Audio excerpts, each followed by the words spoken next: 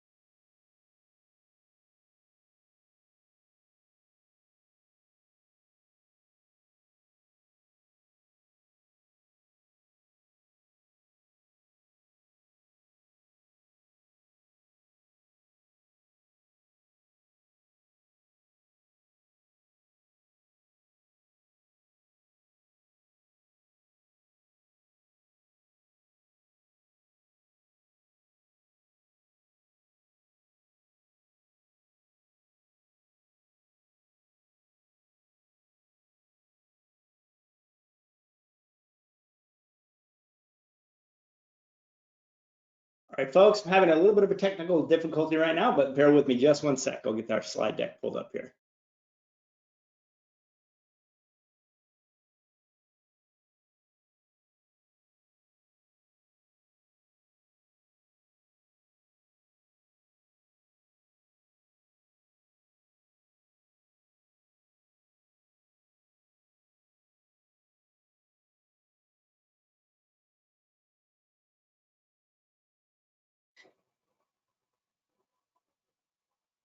If anyone knows any good jokes, now would be a good time to put them in the chat. Yeah, any good Christmas jokes would be great. Hold on, I'm still working on it.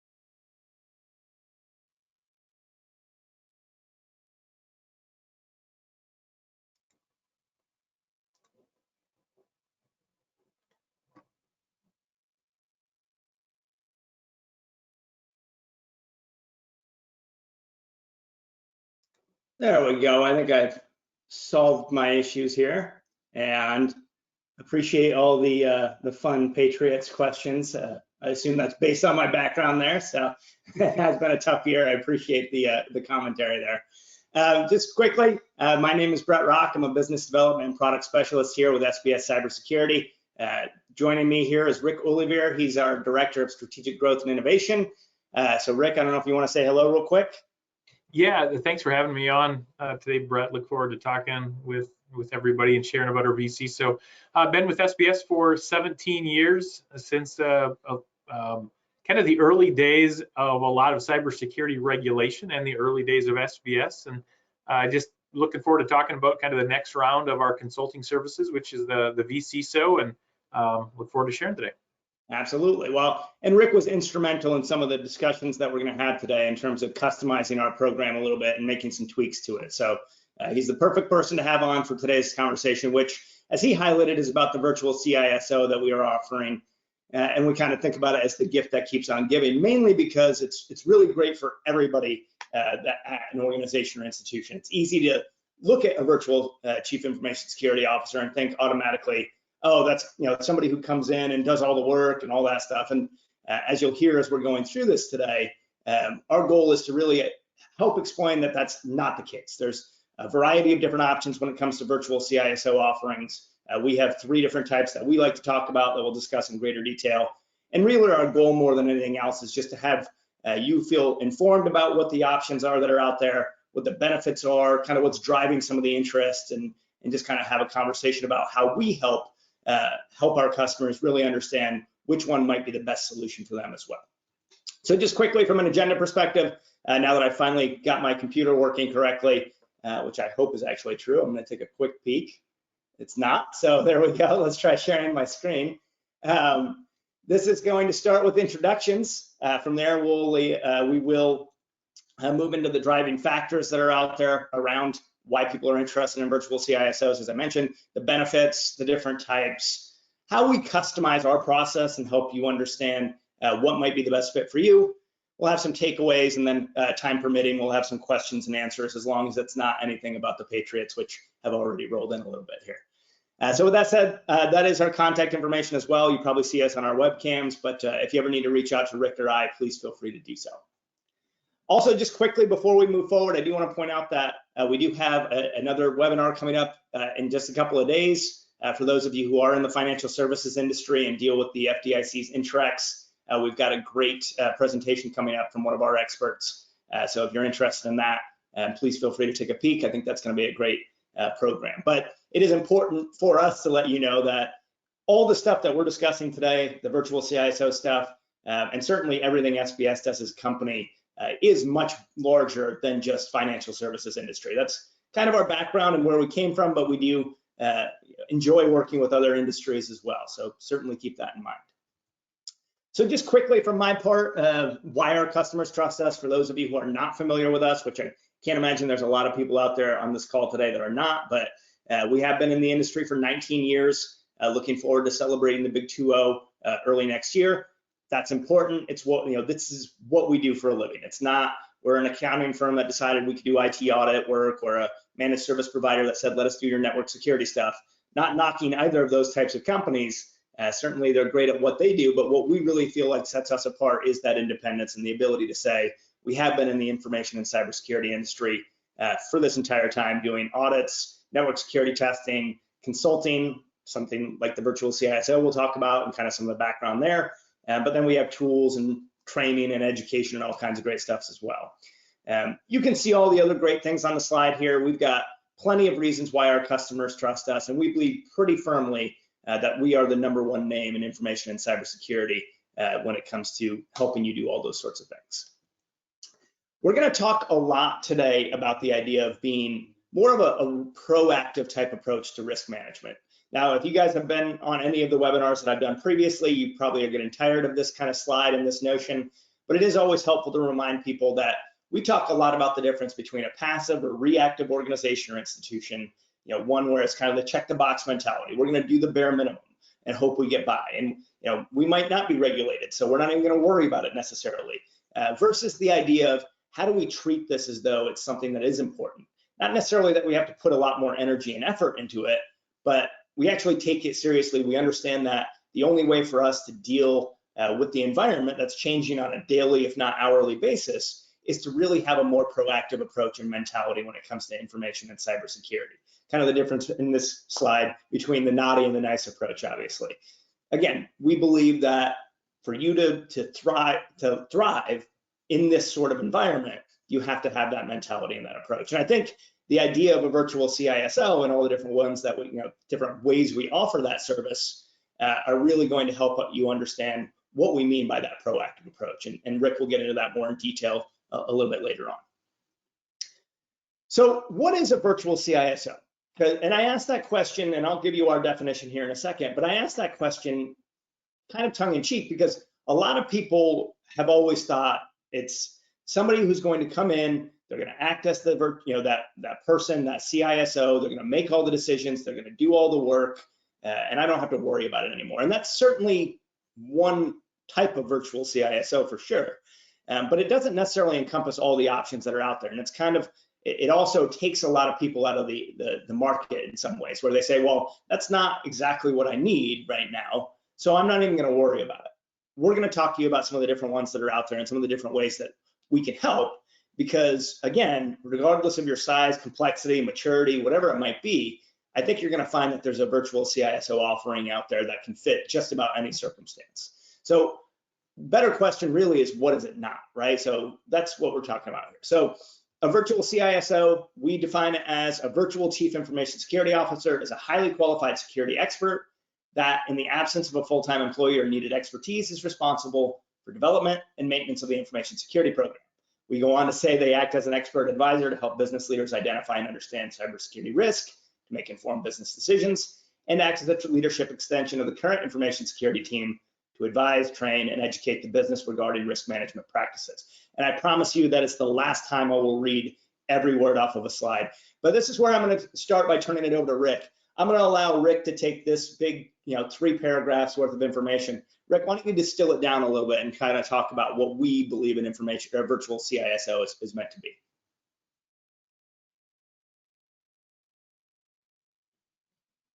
Oh, I lose Rick? Nope, it's the old didn't get my computer off of mute, sorry. Let me summarize what a kind of a VCISO means to us. It's really an SME, it's a subject matter expert. That's what the VCISO is. When we think of, as you mentioned, a lot of people think of a VCISO as they come in and they're going to completely run the information security program. In some instances, that is the case, but that's not the fit for every organization out there. There's organizations that have different skill sets and different people on their team that might need they need more resources or a specific resource. It's just a subject matter expert that can be put on the team. It can really be scoped to the specific needs of the organization to kind of fit that, the organizational needs. But SME, subject matter expert, that's how I would sum up in a few words what the VCISO really is. Yeah, absolutely. I think that's a great definition that really cuts down on some of the stuff I'd already said there. So I appreciate that. So let's talk just quickly before we get into some of the more specifics about how SBS offers it and some of the different types that might be out there and benefits and things like that. Let's talk about what's driving the interest, because Rick, you can correct me if I'm wrong, but there has been a spike in the interest in a virtual CISO, somebody that can kind of come in and help us in the last probably decade, but more focused in the last handful of years. So let's just talk about some of the things that you might be facing, and some of these might resonate with you more than others. But first of all, look at that. Expense is the first one. So this is a biggie, right? The average salary of a new or potentially inexperienced ISO is about $100,000 a year, and the average salary of an experienced one can kind of double that. So Rick, talk to me a little bit about what if I were to just hire somebody green, they just got out of school, I'm a financial institution that deals with all this different type of regulation, and I'm just going to pick the person with the bare minimum of expertise. It's the cheapest option I can find. What pitfalls do you see that we see people run into when that's the case? Yeah, so the risk of hiring somebody that's inexperienced, especially depending on the type of organization that you are, is they may not have the expertise in your industry.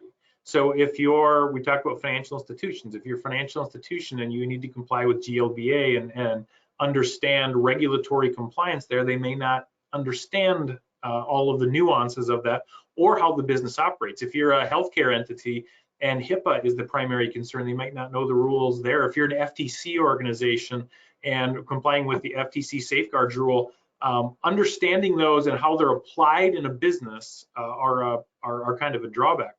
If anytime that you haven't experienced the types of risks in cybersecurity that an experienced person have, it's just going to be a slow response time because you don't quite know what you're seeing. Nothing wrong with that. We all have to get experience sometime and in some way, but there is a risk to a business with not having somebody with experience leading the information security team. Yeah, absolutely. And certainly a virtual CISO is an option. It can be a less expensive idea, a less expensive possibility, right? We're not just necessarily talking about the salary, but benefits and all those other different things that go into it. Having that opportunity to have a virtual CISO come in can in a lot of cases be a much more cost-effective option. So again, we'll talk more about benefits certainly, but that's one that can help address this a little bit. And in general, a VCISO is about, on average, they're all different, but they're about 30 to 40% at least on average as a full VCISO less expensive than hiring a full-time person, in addition to those things that you mentioned. So it is generally a cost-saving measure to hire a VCISO, especially if you've never had one in your organization. You're deciding for the first time to hire that information security expertise. That's a big expense. You've never had it before. How do we start? A VCISO can be a lot less expensive option and a way to go about that. Yeah, absolutely. So the next one would be hiring concerns. And I think this one's kind of a crazy one. There's some really insane statistics around this, but globally, there are more than 4 million open cybersecurity positions that are needing to be filled. So if you think about the average NFL stadium size, there'd be about 57 of them filled with all these different empty seats that represent open cybersecurity positions. Now that's globally. In the United States, right now, the open number is about 750,000 or so. So there's a lot of different people fighting with you to hire a qualified information security officer. And that's before we even get to only about 57% of the applicants are considered to be well qualified. Now, well qualified is a bit of a tricky one, right? I mean, what does that exactly mean? And Rick, I encourage you to jump in here at some point if you have something that you want to say about it. But to me, what we see a lot of is we really want certifications and we really want experience and we really want all these different things. But the reality is with all these openings out there, it is difficult to find, somebody that has a CISSP or something like that, or, somebody that's been in the industry and has been doing this for a long time. So, it's not just necessarily trying to find somebody that would take the position, but what we would consider to be a well-qualified one is obviously a tricky one as well. And I don't know if you have anything to add there at all. No, not right. I really think you summed that up well. For those of you on this call who may not be familiar with some of the certifications, though, the certification is in many cases, not all. In some of the CISSP as an example, or CISM or CISA, those certifications are not only about passing a test, but they're about time in a relevant position as well. So many of you on the call are probably well aware of that. But it's not just about passing a test, it's about spending time in that position. So those certifications can be a good indicator for being well qualified. Yeah. But obviously there's a lot more openings than there are certainly certification folks that are certified, right? So that becomes a big challenge.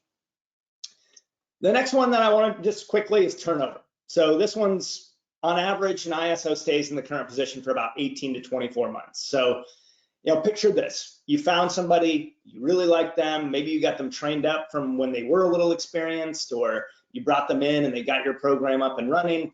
And then 18 months later, they decide that they're going to take off, or they found another position or something like that. In fact, some of the statistics around how often ISOs are being contacted by headhunters is pretty startling as well. So, again, even if we feel like we're in a good spot, it doesn't take a lot for all of a sudden for us to be back at ground zero. And Rick, I don't know if you have any idea, any thoughts about what's causing that turnover, but there's a lot of different, drivers of that as well.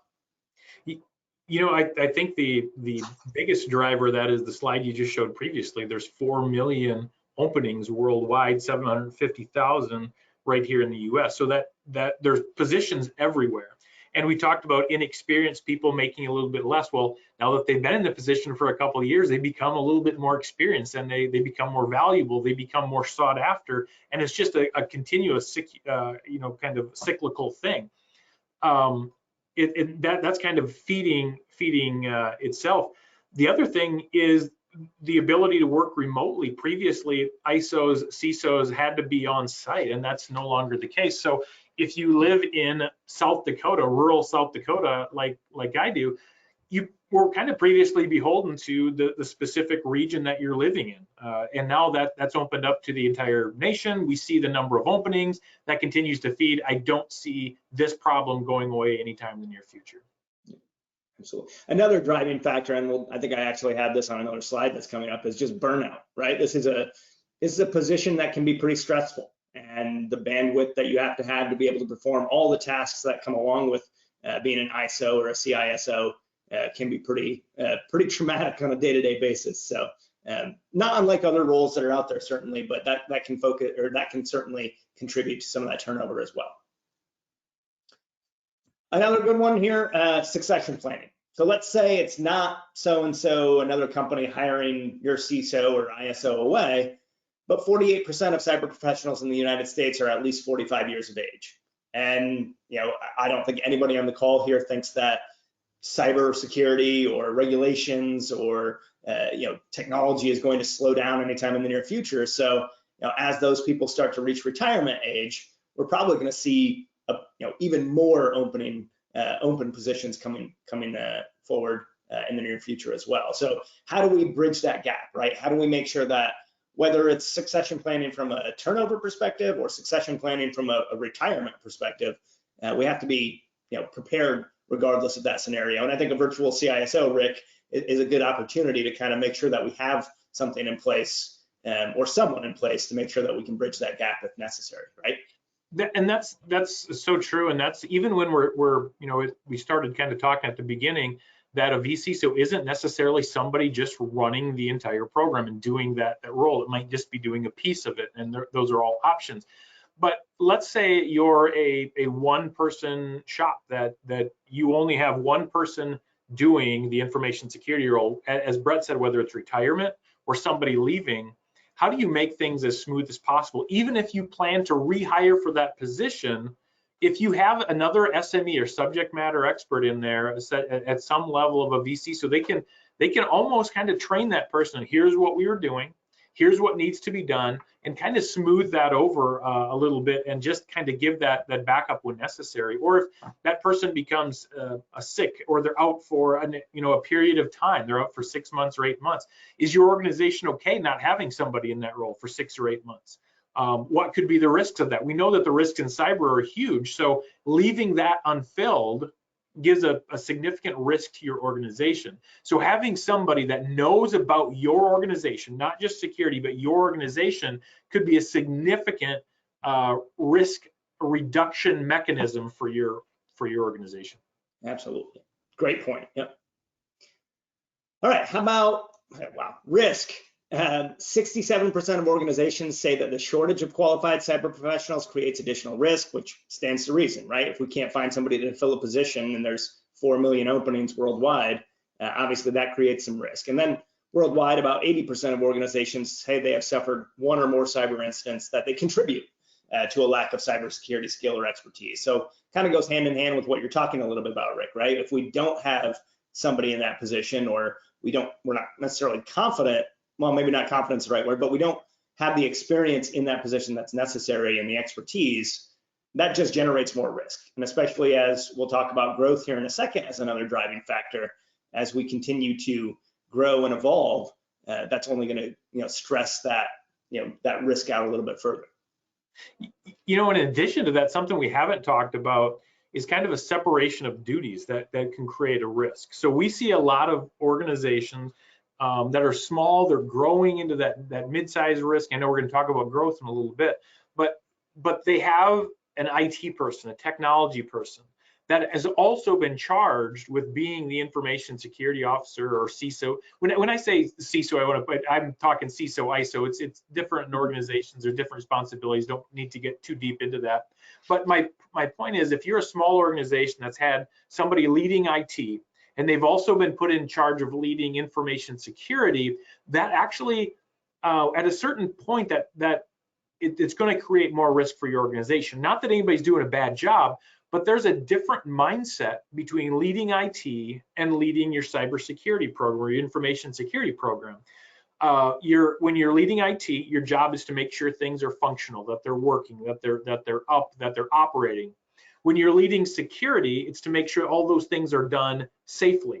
Now, a lot of times those things align, but not always. And so when those things don't align, which choice are we going to make? Are we going to make sure that something's operating, or are we going to make sure that something's secure? Because at some point in time, that decision is going to have to be made.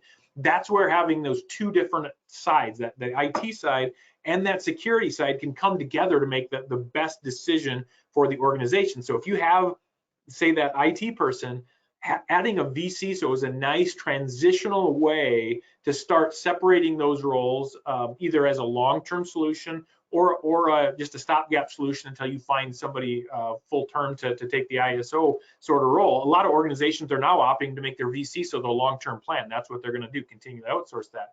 But if you're an organization that is still operating that as one role, it might be time at some point to start thinking about how do we reduce our risk by putting somebody specifically in the information security role. Absolutely. Yep. So growth is the next one. So we touched on this a little bit already, but 71% of executives believe that cybersecurity challenges are a barrier to future success. Now, it stands to reason, right? If we're growing, that tech typically, I mean, I don't know any other way really, typically is going to mean adding new technology, adding new services, adding new solutions, bringing on additional risk and vendors and all those different sorts of things. So it stands to reason that if we're doing that and we don't have that experienced, well-qualified expert in place to help us make sure we're growing securely, obviously that can contribute to some really difficult moments. And I don't know if you have anything to add to that, Rick, at all. Just to kind of highlight what you said, as we continue to expand our organizations, technology we know is an efficiency booster. AI is going to put that on steroids. So now we're adding all kinds of new technology to make us more efficient. That's a great idea. Every time we add a new piece of technology, it adds a level of risk to the organization. And as we increase that risk, at some point, it becomes the probability of having some sort of a cybersecurity issue or incident continues to grow, and that those incidents can, as you mentioned, significantly affect our ability to expand our business. So whether it's a new vendor, it's a new piece of technology, whatever it is, it adds a level of risk. If you get hit with ransom, you end up having to pay a ransom. Those funds that you're spending on that are going to also continue to affect your ability to invest in the business and grow it. And it is a real challenge if you're not effectively managing cyber risk and you're having cybersecurity incidents. It's going to be real hard to grow, whether it's just due to the financial aspect or due to the lack of customer trust or whatever it is. It can be a problem and negatively affect your growth. And correct me if I'm wrong, but this kind of falls in line with some of the other stuff we're going to talk about. How, again, there's not just one flavor of virtual CISO, right? I mean, we certainly have worked with organizations and institutions where we've kind of been more of that, I mean, we're going to hear this word a lot later on, but that mentor, right? So it's more of a kind of sitting there and maybe not necessarily doing all the work, the day-to-day work of an ISO, but making sure that as we're growing, we're doing it in a secure manner and making sure we're addressing those vendor management concerns, the business continuity concerns, those sorts of things, correct? That's absolutely right. And so whether we're just assisting and guiding or doing, those need to be addressed. Even more so if you're a B2B business where you're providing services to another organization. If you're trying to do business with a large organization or trying to earn a contract, many of those organizations now are requiring that you have a number of cybersecurity protocols in place. If you don't have those in place, they will not work with you. And so that's going to also negatively affect that growth. So whether it's just guidance or whether it's doing, having that SME and that subject matter expertise on your team can help you get past those barriers that might inhibit your growth. Yeah, absolutely.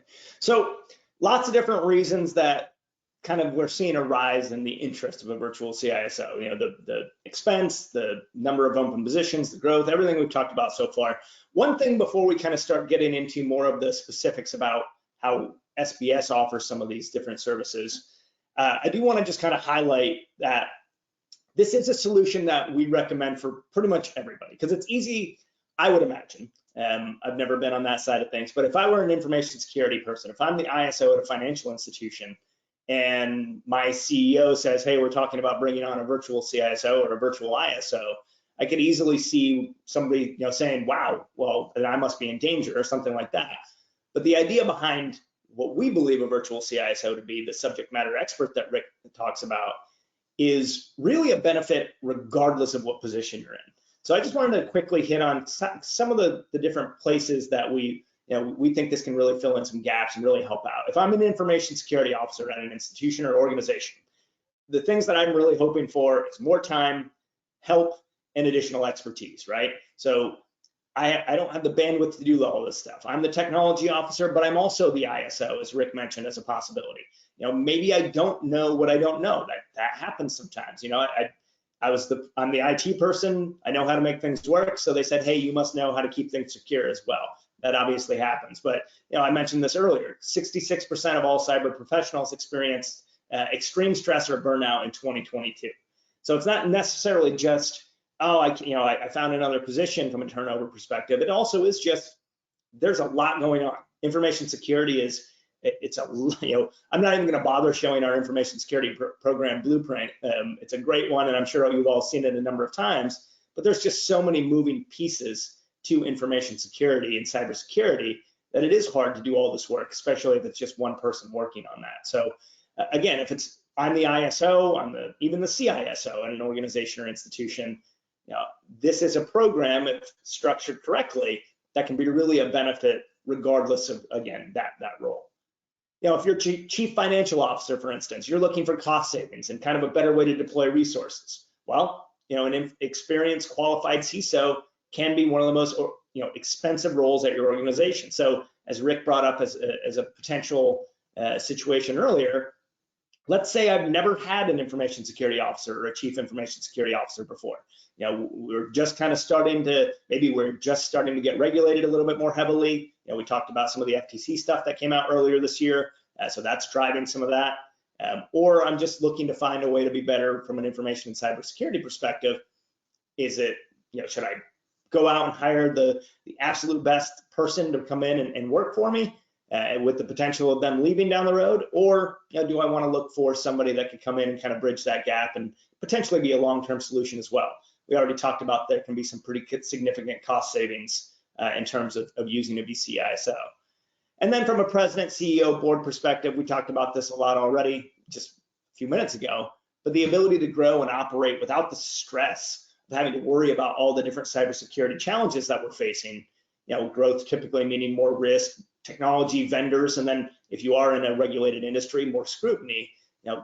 Just having that off my shoulders. If I can do this in a way where I don't have to constantly be worrying about, well, what if we do this? How is that going to impact us from a risk perspective? If I can have that person to hold my hand and make sure that we're headed in the right direction, I think can be a big benefit as well. So Rick, anything you want to add to any of those in terms of kind of just how this can impact an organization kind of from top to bottom? Your couple of slides ago, you talked about the ISO role needing more time, more help, more additional expertise. It's almost an impossible task at a certain point. If you're a one-person shop or a small shop, you have to meet your regulations. We know that in regulated entities that have examinations, you have to meet your requirements. So you kind of have that test. You have to worry about the cybersecurity breach, because the common thinking is if there's a breach, that's something that kind of falls on my shoulders, and I'm going to have to answer the questions for what happened and why, and whether breaches happen. We know that's not necessarily anybody's fault, but you certainly feel responsible, which leads to that stress and that burnout and that expertise. How do you keep up to date? Everybody I know in information security is getting knowledge and gaining knowledge and looking for resources all the time. What that VCISO can provide is a little bit of all of those. In different ways, we can help offset some of that workload, so we can give you back some time, we can give you some help, and we can give you some expertise, because that's what we do. So we're just augmenting, in some cases, your already ability to do that, just kind of giving you that secondary resource. I also wanted to touch a little bit on this president, CEO, board one, how a VCISO can kind of help in that way as well. When you're a CISO or an ISO of an organization, you have obviously intimate knowledge of your organization. You know the ins and the outs, where the weaknesses are. You know that for your organization.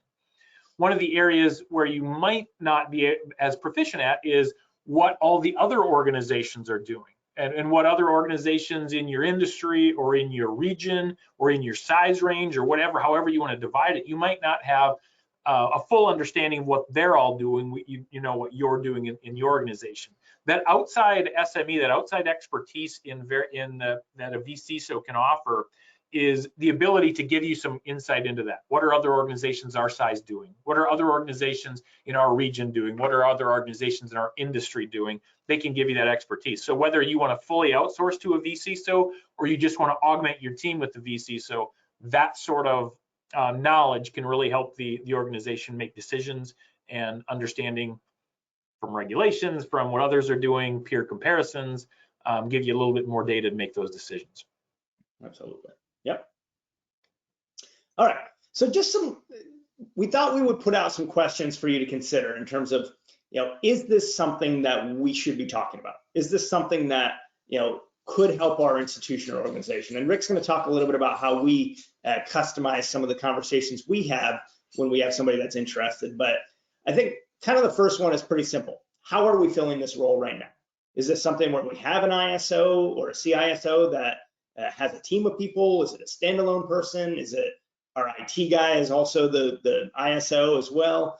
Do we not have anybody in this position? So the kind of the easiest question to answer is, how are we doing this right now? The second one would be, what is the state of our information security program? Is it a good program? Are we comfortable with it? Are we happy with it? Does it seem pretty mature? Do we, if we get examined or audited, do we pass those? Do we have any findings or recommendations we have to deal with? Do we have a vendor management program? So again, kind of what is the state of our information security program overall would be kind of the second question that we would encourage you to start thinking about. If you do have somebody in that role, does that person or group of people, do they have the resources or time to effectively manage all components of our information security program? And that's probably a question you're going to have to ask them directly. And it is going to be a challenge sometimes to get the truthful answer, because nobody wants to necessarily admit, hey, I don't have what I need to be able to do my job. But it is something that's important. Do we have the bandwidth to do all this stuff? Are we burning ourselves out because we're trying to do too much and take too much on? So, do we make sure, or do we have the time and energy that and resources that are needed to manage an effective program? Do we have a continuity plan in place in case they leave? So again, turnover, retirement, and they win the lottery and they take off, whatever the case may be. What would happen? What would happen if Rick is my ISO and he got sick and was out for 2 weeks? How would I handle that? What does my continuity plan in place look like? And then finally, what does your strategic plan look like? And that aims more at the growth, right? So are we comfortable with the status quo? Do we anticipate adding new technology, services, solutions? Do we think we're going to be facing new regulation that's out there? What does our strategic plan look like? And that's going to drive a lot of the conversation around how do we have to mature? What do we need to do to securely grow going forward? Because again, that's a big component of it. So, again, I think these are all great questions that you can answer hopefully pretty simply. That should help you really start thinking about, okay, is this something that we need to look at? Is this something that could be a benefit to us? And I think we'll talk about some of the ways that it could be a benefit, but these will absolutely start pointing you in the right direction. Rick, I don't know if you have any of those that are your favorite questions to ask, but I'd turn it over to you if you have anything to add there. No, I think that's a good list of questions to consider. I know we'll talk a little bit later about if you are looking for a VCISO, what questions to consider. But really, if you have any concerns about these questions, a VCISO may be a good opportunity or something for you to thoroughly investigate for your organization, because it might play a critical role in your growth, in your security, or in your ability to comply with regulation. All right, so what are the different types that are out there? And Rick, I'm going to turn this over to you. This is all your show, because I know you were very instrumental. We used to just have what we called cybersecurity partnerships. For those of you who have known SBS for a long time, that was kind of our version of a virtual CISO. We were one of the first to market with it, but we didn't specifically call it a virtual CISO. That evolved a little bit into offering a virtual CISO. And then in the past, I'd say, 6 months to a year, Rick, we've really kind of looked at that program, that offering more carefully, and kind of built it out and customized it a little bit. So I'll turn it over to you to talk about some of the different types that we've got out there, and maybe a little bit of the history of that program as well. Yeah, thanks for that. As you mentioned, previously, I've been with SBS for 17 and a half years. I mentioned that at the beginning of the call. Longer than I've been with the company, which is a total of 19 years, we've been offering some form of VCISO. We've been doing this for a long, long time. Before the word VCISO existed, we've been offering the service, just not in that name. We offered a cybersecurity partnership. We've offered a track, which is a tool that we provide to help facilitate a lot of the functions of an ISO or CISO. Track plus consulting. We've had consulting engagements. We've had all kinds of names for it. But over the last several years, 3-4 years, the term VCISO has become an industry-wide name. virtual chief information security officer. Whether that's the appropriate name, I think sometimes as professionals we get hung up, is that really the most descriptive of what this is? It doesn't matter. That's what the industry has kind of collectively called it now. It's called a VCISO. And so we wanted to line up our naming mechanisms with what we were providing and also what our customers were looking for. So we've came up with 3 levels of VCISO. And the first one listed here is the VCISO mentor, and it's just like it sounds. So the organization has somebody that's in the role. That person may be new to the role. They may be inexperienced, as we talked about before. They may not have industry knowledge. There's a number of reasons that they might be somebody that can fulfill the job functions, but might just need some mentorship. So we can provide, as it mentions, the tools and the expertise through our consulting team, through our track tool suite. We can provide them the tools and the guidance needed to be successful in that role, to build a program, to manage it, to maintain it, and just give you that extra SME that they might not have another resource in the organization. So if this new person comes to your organization, who else in that organization knows about, they might, of course, a lot of institutional knowledge, but what about the specific information and cybersecurity knowledge? How are they getting that? How are they being trained on that? That's something that we can provide a one-to-one service for. We think of it like a personal trainer. If you're going to the gym to get fit, we're that personal trainer in the cybersecurity world. We're giving you the plan, we're giving you the tools, we're giving you the motivation, we're checking in with you, the accountability, all those things. That's what we do in the mentor role. So we have who is this best for, an organization or institution that has someone relatively new to the role in place that needs mentorship. I think that's pretty easily understandable. But we also probably need to throw in there the one we've talked about previously, right? If we're growing, we already have an ISO or a CISO in place, but maybe we want somebody to hold our hand as we're going through some growth, or we don't, maybe we have it on the horizon that this person might retire or something like that, and we need somebody to step in and be a mentor to somebody new coming on board later on. Is that fair to say? Yeah, absolutely. It also, as you mentioned earlier, succession planning, just somebody that can get in there that has the knowledge of security, that can really learn your organization and have that institutional knowledge. So in the event that something changes and maybe you need a higher level of VCISO, they're not starting from scratch. They start with an understanding of your organization specifically. So what would be, we're going to talk about some of the other options here in a moment. The VCISO mentor, I imagine a potential drawback is if we need more help, right? And this is more of that kind of hand holding than it is actually, us going in and doing the work, correct?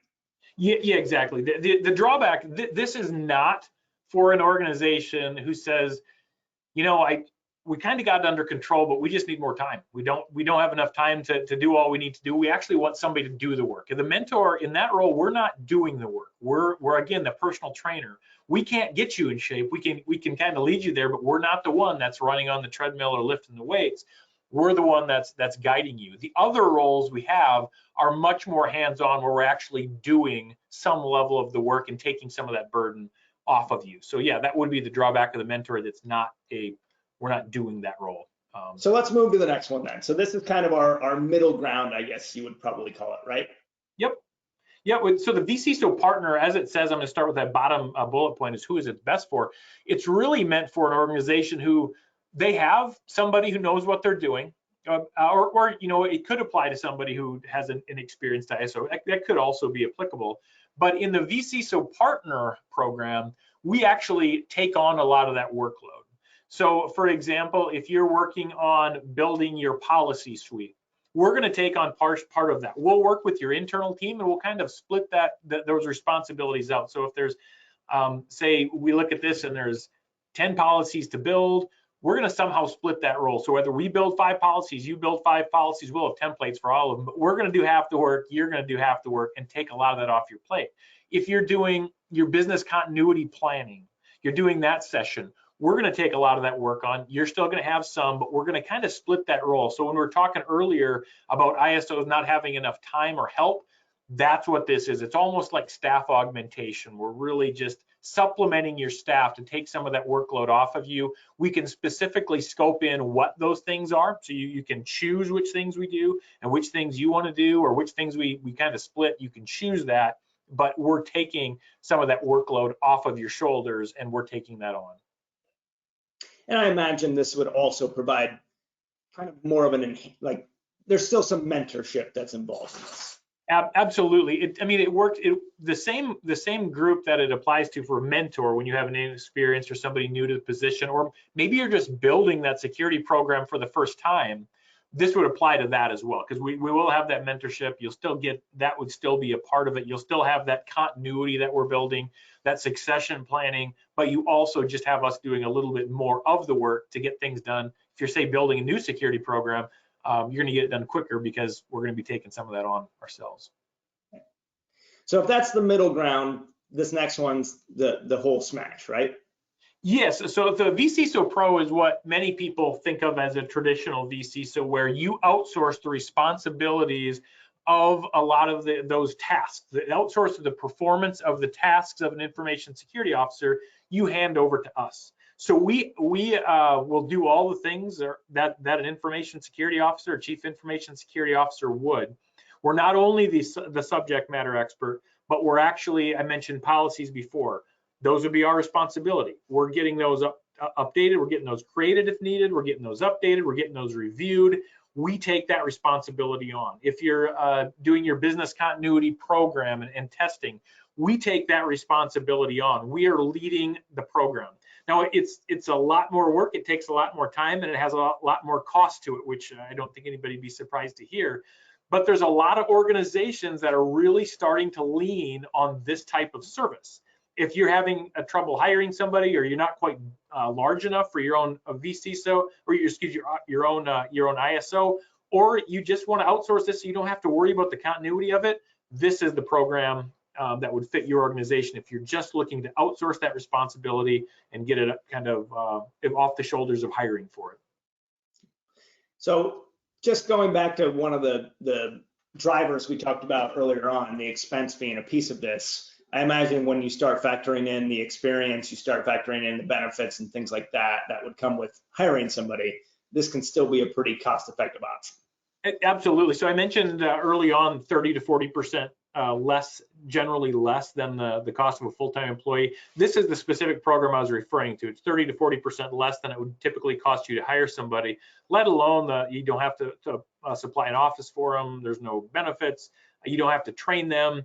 None of those things. So it's 30 to 40% less than a salary on average as a VCISO Pro.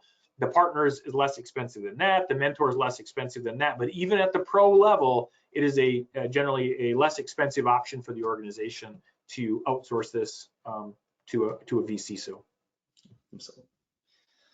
So I'm going to let you walk through a little bit of the process of how we kind of help go through that. So how would we, if somebody from this webinar today comes in and says, hey, I'm interested, help me figure out what the best solution is for me? Yeah, so the a VCISO process for how you purchase and how you buy it, it's a little bit different than if for anybody that's on the call that's purchased SBS services, audits, or network tests or track or anything like that. It's a little bit different, and it's a little bit more intense and takes a little bit more time. So the first thing we would do is just have an introduction call to understand what the needs of the organization are. So why are you interested in a VC? So what specifically has you interested? So we want to learn about your organization. If the VCISO Pro or the VCISO Partner, where you need somebody to take that time off your shoulders, or even the VCISO Mentor, if that's something of significant interest to you and you want to proceed down the road, the next step would be scheduling a scoping call. And on that scoping call, we're going to talk about, I know we have it in a couple of slides up here, we're going to talk about all the different things that a VCISO can do for your organization. There's about 50 questions. So we want to know, for example, do you want the VCISO to help with policies? Do you want to help with business continuity plan? Do you want to be part of an IT committee? Do you want to help with strategic planning? All those different things. We want to know specifically the needs of your organization so we can customize that to your organization. During that call, we actually want to supply you or bring in one of our information security consultants, one of our professionals. It's our intent to bring in the actual professional that would be working with your organization in the event you were to hire us. So you would actually not just get to talk to one of our sales team, you would actually get to speak with the person that would be doing the work. And we think that gives you an opportunity to kind of vet them and see how well of a fit they are for your organization.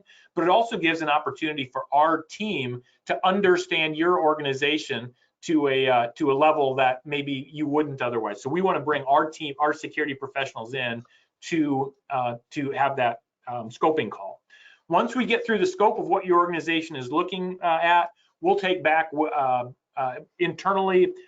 We're going to understand the complexity of the project that you're asking for, and we're going to put together a recommendation for you on which level might fit. We're going to price out multiple levels if you're interested, but we'll give you a recommendation for which level, mentor, partner, or pro, as well as the price it would cost you for 1 year of service. We price them out generally 1 year at a time, sometimes 2 years, but we'll give you the price for a year to get all of those things that you need accomplished done and done to the level that you need to. We'll price that out and get you the pricing for that. But it would require a handful of calls to really make sure that we understand your organization thoroughly and that what we're offering you is the best fit for your needs.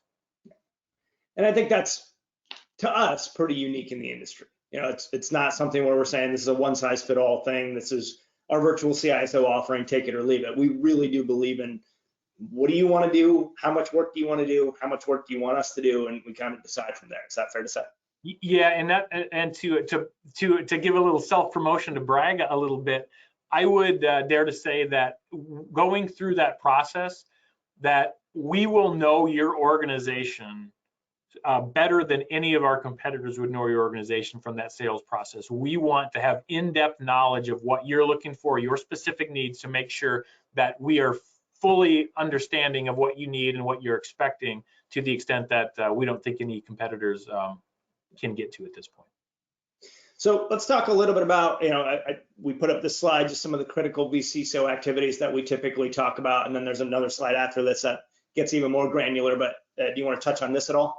Yeah, we only have about 10 minutes left here, so I'll try to be real quick with some of these. But I talk about SME and subject matter expertise. These little bullet points or icons are really the core of being an SME. We have a plan. When you decide to work with us, we're not going to come in with, okay, we have this list of things to do. We want to put together a plan with you of how we're going to execute that, the timelines of how we're going to do that, the accountability that we're going to have to make sure we get that done, and how we're going to be accountable to you.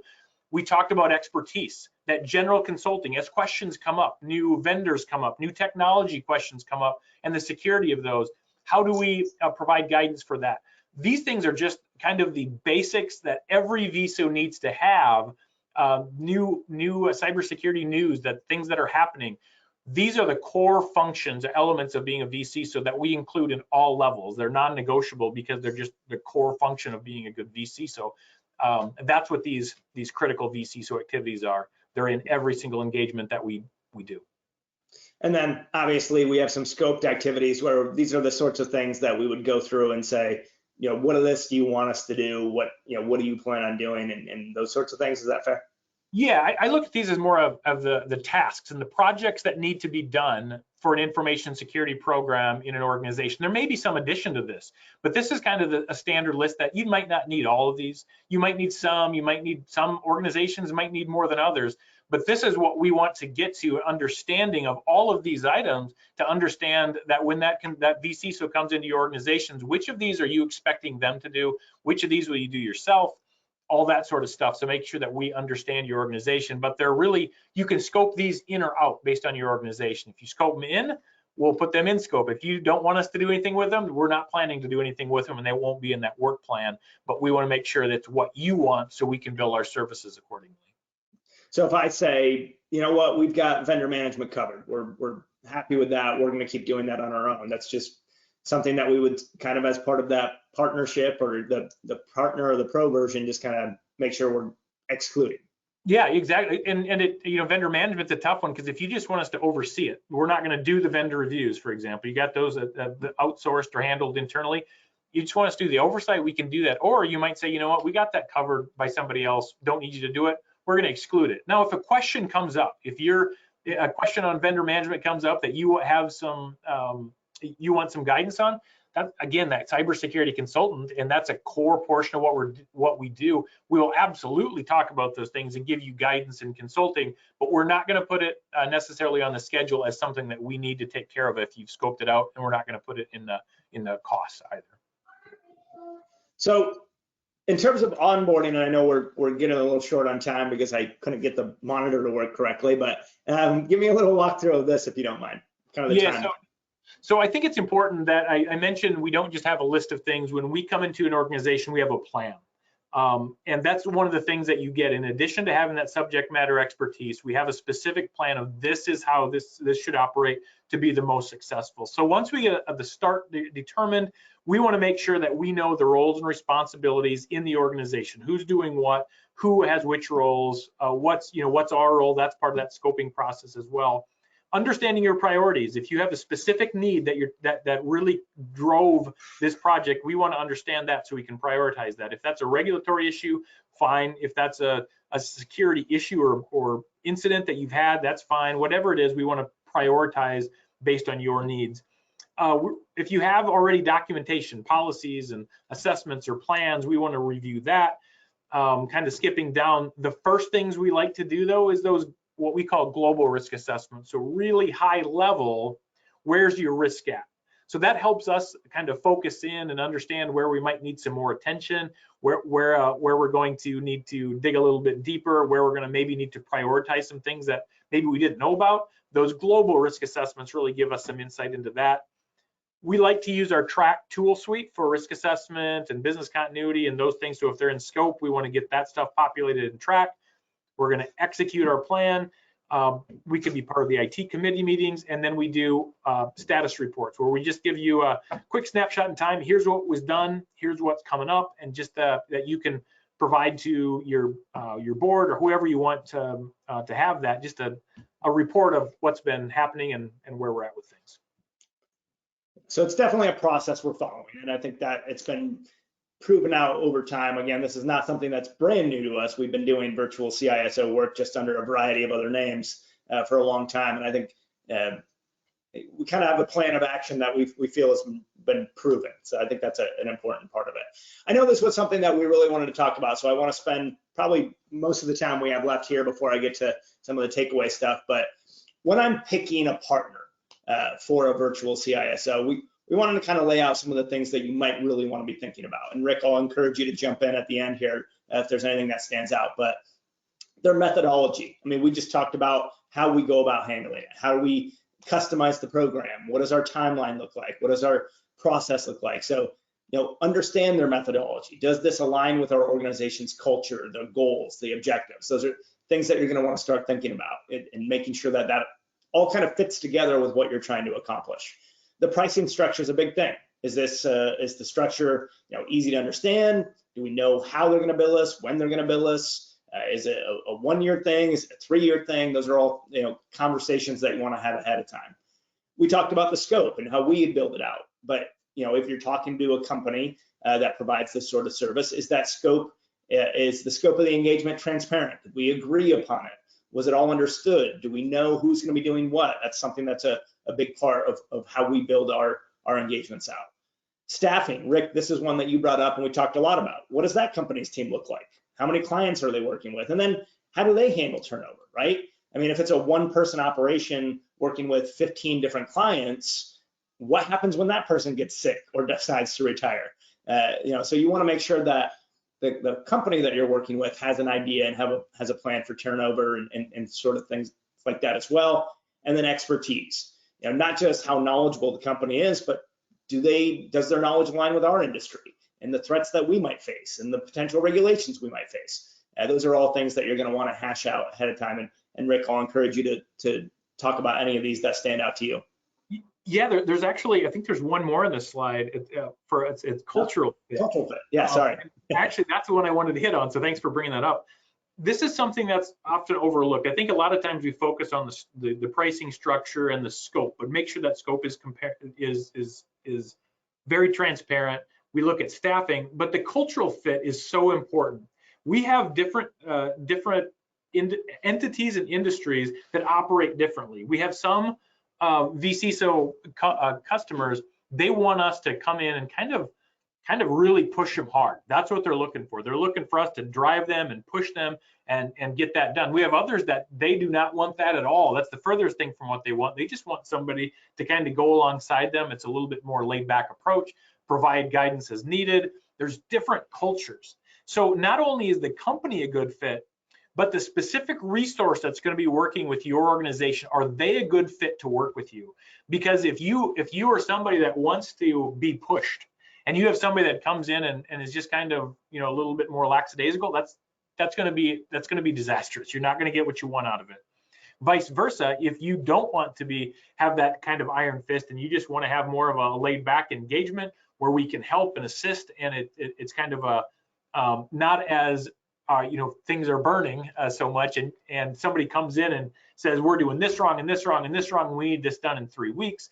That's also a good way to have a disastrous relationship. So make sure that what you're looking for and the kind of the personality and how that company operates, which I call the cultural fit, is a good fit for your organization. If it's not, it's doomed. The nice part about a company like us, that we have a number of VCISO opportunities, we try, based on our initial conversations, we kind of have an understanding. We try to make that fit up front to make sure that the consultant is going to be a good fit with your organization. But after time, it doesn't happen often, but sometimes it just wasn't a good fit. That person wasn't the right match.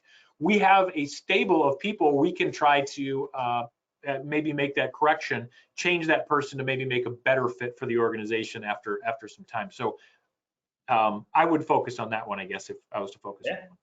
Absolutely. So, you know, obviously there are things you want to look for in a virtual CISO as well. So Rick kind of mentioned the cultural fit, but you want to make sure they're qualified and experienced, that they're passionate about information and cybersecurity, and they're invested in your success. Reliable and trustworthy is pretty straightforward. But again, lots of different things that, you know, really drive some of that cultural fit that I think Rick talked about. So as we're starting to wrap things up, and I apologize for getting started a little bit late and finishing a little late. If anybody wants to stick around, we'll make sure we answer some questions, but if you have to jump off, we understand. But just quickly, some takeaways. A virtual CISO is not a one-size-fits-all proposition, and anybody that tells you otherwise is probably not the right fit for your organization or institution. You know, we really try our very best to, and as that last point illustrates, to tailor our approach, and that's really how you should be handling this. There are many driving factors for interest in VCISOs, and then there are some simple questions that can help you determine whether or not you might need one. So if you need a copy of the slide deck that has those questions, I'd encourage you to reach out to me. My contact information will be back up here. But again, we really believe that this is a program that can fit any institution, any organization, regardless of your size, maturity, complexity, whether or not you have somebody that's in place or whatever the case may be. You know, it's easy to look at this and say, oh, I know what a virtual CISO is, it's this. And I think hopefully more than anything, what you take away from this today is that that's not the case. And we do have a really excellent approach. I don't like to give Rick too much credit, but he did a great job kind of tailoring that and making it more customizable. And we've had a lot of great success in the past 6 months or so in terms of rolling this out to organizations that might need some help. So with that said, I'll take a look, see if there are any questions here in just a second. But just by all means, if you have any questions, you want to reach out to us, get more information, feel free to contact Rick or myself. Our contact information is on the screen here. We also have all kinds of resources and offerings and all kinds of great things. Again, I'll be happy to hand this slide deck out to anybody that wants to see it. But really appreciate your time today. Hopefully this was helpful and informative. And Rick, before I open it up to see if there are any questions on the board here, I'll let you say a few words as goodbye as well. Yeah, thank you for taking the time. Sorry that we're on a little bit late, but yeah, if there are any questions, as Brett said, feel free to reach out. Even if you're just wondering, you know, something that you may think is a stupid question or something that you've been considering, we're happy to answer and discuss. And so call or email as needed. Absolutely. I think I actually have to back out so I can see my mouse again here. But again, if there are any questions, we'll be sure to follow up directly with anybody that asks those. I apologize for the technical difficulties today. That happens sometimes, but we try to avoid them to the best of our ability. But if there's anything we can do to help, please do let us know. And again, happy holidays to everybody out there from SBS. We really appreciate everybody's involvement here today. So thanks again, and have a great day.